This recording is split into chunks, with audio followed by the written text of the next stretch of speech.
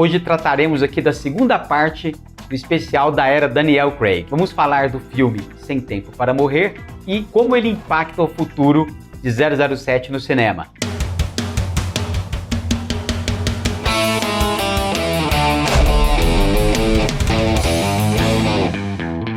Salve, salve tribais de todo o planeta, de todos os universos, tudo bem? Então, nesse segundo programa sobre a era Daniel Craig, vamos tratar de Sem Tempo para Morrer e de como esse filme vai impactar o futuro de 007 no cinema.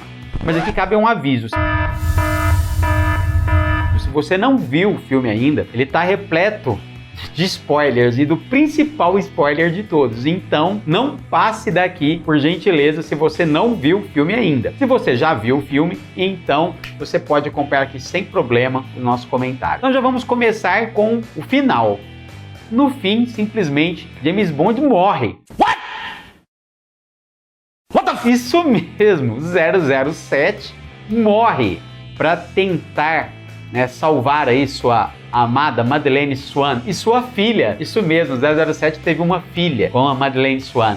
Ele fica numa ilha e os mísseis caem sobre James Bond e encerram a passagem de Daniel Craig no cinema. Qual é a nossa opinião sobre isso? Na minha opinião, um risco enorme para a franquia. Por que um risco enorme? Porque os fãs de 007, eles são meio que tradicionais, eles estão acostumados, pode ter uma mudança ou outra, mais ou menos como uma fórmula 007.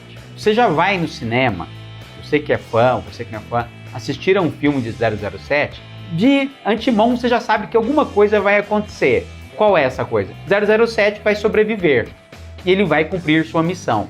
Isso é uma coisa que é inegável, é um fato determinado, um ponto pacífico, não tem como. 007 vai sobreviver, ele vai retornar para sua próxima missão. Ele vai passar por vários perrengues e vai cumprir sua missão.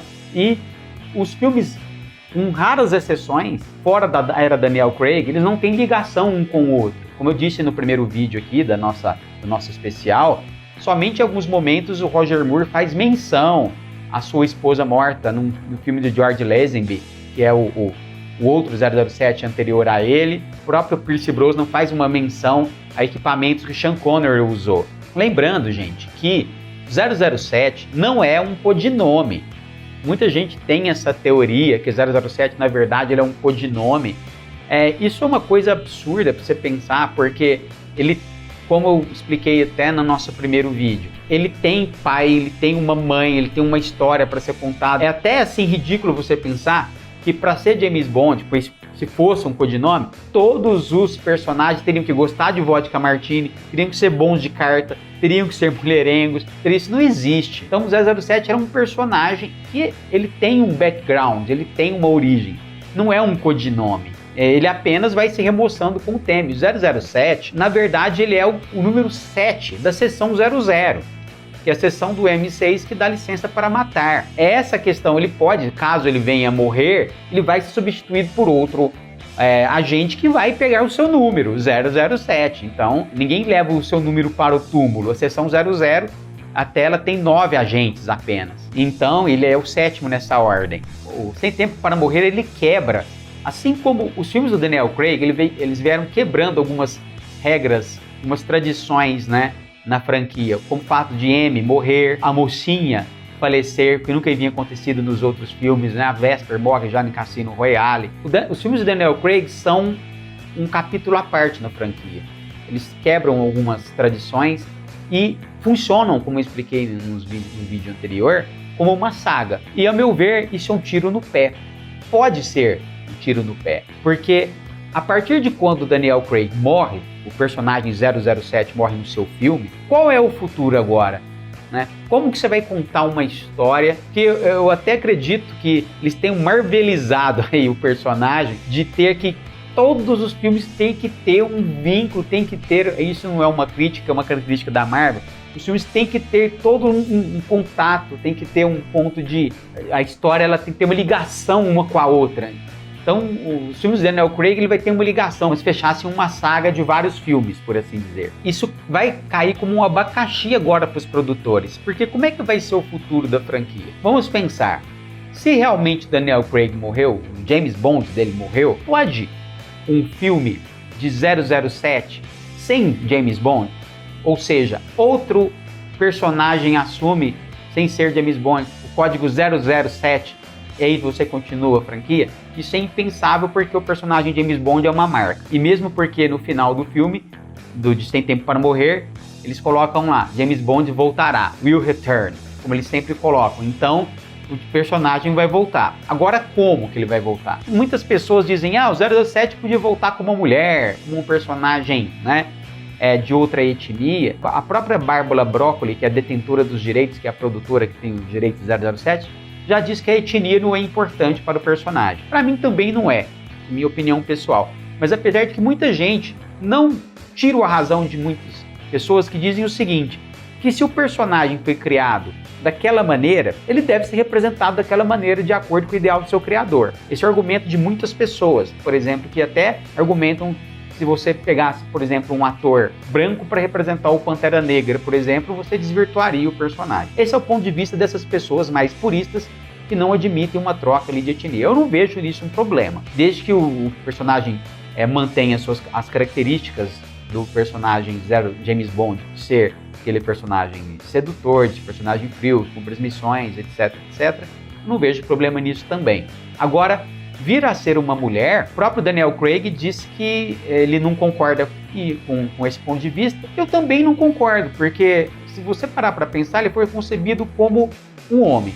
Se você torná-lo uma mulher, você nada mais está querendo criar uma versão feminina de um personagem masculino. Não há necessidade disso. Você pode muito bem criar uma personagem feminina forte. Um exemplo de personagem feminina legal como espiã é a personagem da Atômica do filme. Se o Tribal assistir aquele filme de espionagem, vai ver uma personagem feminina excelente, muito forte, uma personagem própria, uma versão que não é uma versão de um personagem masculino. Então, nesse ponto eu concordo com o Daniel Craig. Você pode criar personagens femininas muito interessantes, muito fortes, que protagonizam filmes legais. Poderia até, por exemplo, como a personagem da Lupita Nyong'o, ela assume o 007 do Daniel Craig, porque, como ele se aposentou, ela pegou o número. Por que não você criar aí, digamos aí, uma spin-off, né, da série? Ela pode ser um personagem próprio, por que não? Agora, tornar o personagem James Bond uma mulher, eu acho, também concordo com o Daniel Craig, eu acho que não ajuda muito essa questão da representatividade. Então, esse caminho que eles podem seguir aí de um filme de 007 sem James Bond, praticamente você pode descartar. Um segundo caminho que eles teriam seriam zerar tudo. Esquece a franquia do Daniel Craig e começa com um novo M, uma nova Moneypenny, né, como se fosse um reboot, um outro reboot, e com outro ator. Aí você poderia pensar o seguinte, olha, mas e aí, ele não morreu no outro filme? Porque os fãs hoje, com essa questão da ampliação do público da cultura pop, essa necessidade de ficar sempre fazendo uma ligação com outros fãs podem ficar meio assim, digamos assim, indignados ou precisar de respostas sobre o que aconteceu com o personagem de Daniel Craig. Nesse caso, de zerar tudo também teria um problema. Uma terceira opção, que também seria um problema, foi o que aconteceu sempre na franquia. Você mantém alguns personagens, por exemplo, a Amy, a personagem que era a chefe do Pierce Brosnan, foi mantida como a do Daniel Craig. Vários outros personagens, como a Moneypenny, foi mantida durante vários anos como a Moneypenny. O único que se trocava era o 007. O que, né, que era o inventor, foi durante muito tempo interpretado pelo mesmo ator. Então, eles podem fazer isso. Mantém o M, o Ralph Fiennes, né? Mantém a Moneypenny, Naomi Harris como a Moneypenny e coloca um outro 007. Mas aí vai continuar a pergunta, o que aconteceu, como escapou, vai zerar tudo, vai esquecer ou vai considerar aquilo lá um fim? E a última saída seria, para mim, a mais esdrúxula possível, que eu acho que não vai acontecer, que é tornar o 007 um codinome. Qualquer agente vai assumir ali, ele vai assumir o codinome James Bond, que é uma teoria que se especula muito na internet, que eu acho ridícula e absurda, porque James Bond, como eu já expliquei num outro vídeo, ele é um personagem que tem família, um nome, né? Inclusive o Daniel Craig visita os túmulos dos pais em Skyfall.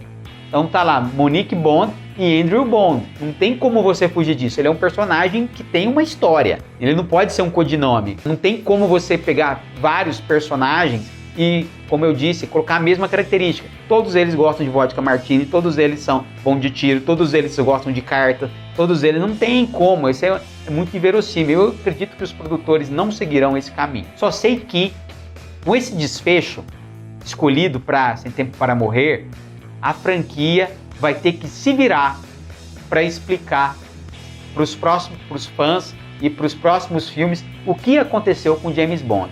Eu não sei como eles vão fazer isso. Eles quebraram a tradição de um ator passar o manto para o outro. Caso Daniel Craig terminasse vivo como 007, ainda que tivesse casado lá com a Swan e com a filha, poderia encerrar ali e continuar, né, o outro ator, com o mesmo elenco, inclusive, de personagens coadjuvantes. O público ia sempre resetar, ia sempre considerar como fez sempre com os outros personagens. Agora, com esse desfecho polêmico, com esse desfecho único, eu acredito que eles terão grandes problemas para dar prosseguimento na franquia. É isso aí, Tribal. Espero que você tenha gostado do programa. Se você gostou do vídeo, curta o vídeo, se inscreva no canal, nos acompanhe pelas redes sociais. E é isso aí, vamos esperar o que vai acontecer com o nosso amado agente James Bond. E não se esqueça, somos todos da mesma tribo.